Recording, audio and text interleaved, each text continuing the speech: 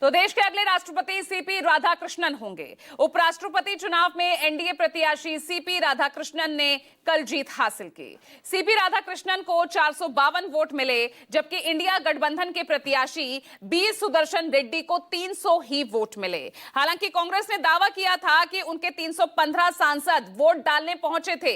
मतलब ये कि उपराष्ट्रपति चुनाव में बड़ी संख्या में क्रॉस वोटिंग हुई है। अब सवाल ये कि क्या 15 विपक्षी सांसदों ने एनडीए उम्मीदवार के पक्ष में क्रॉस वोटिंग की।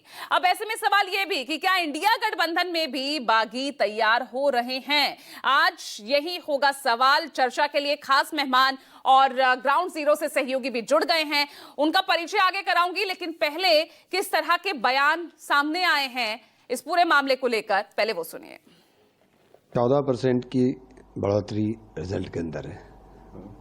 पिछले कैंडिडेट में और इसमें आप देखें, पहले 26% था, अभी 40% है।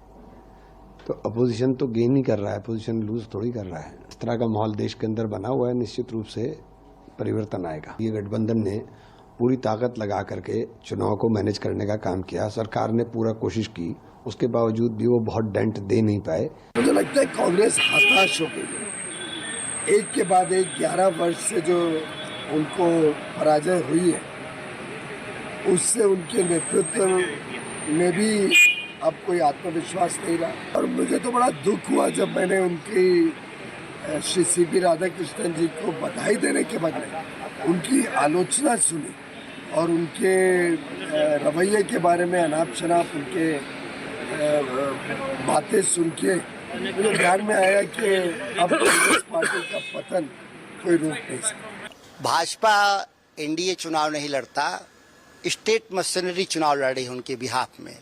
ईडी, सीबीआई, इनकम टैक्स जैसी संस्थाएं लड़ रही हैं उनके बिहाफ में। और एनडीए को लगता होगा कि हम चुनाव जीत गए और अपने स्टेट मशीनरी का भारी स्तर पर दुरुपयोग किया है। और मैं मानता हूं कि एनडीए की ये जीत नहीं है, ये ईडी, सीबीआई और इनकम टैक्स की जीत है कि कई सांसदों को धमका करके वोट का हेराफेरी करने में कामयाब रहे हैं लोग। ये है बहुत बड़ी जीत है। जो हम लोगों का नंबर था 427, उससे भी 25 वोट ज़्यादा हम लोगों को मिला है। और ये क्लियर मैसेज है कि देश में जो नैरेटिव बनाने की कोशिश की जा रही थी, संविधान खतरे में है और वोट चोरी का, उन सब के लिए भी ये क्लियर कट मैसेज है। ये नहीं कहे कि ये भी वोट चोरी हो गई है जो हुल्क करते रहे। देश की जनता के साथ हम उस सर्वश्रेष्ठ कुर्सी पर बैठ के न्याय कर पाए, इसके लिए मैं अपने नए उपराष्ट्रपति को बधाई देता हूं।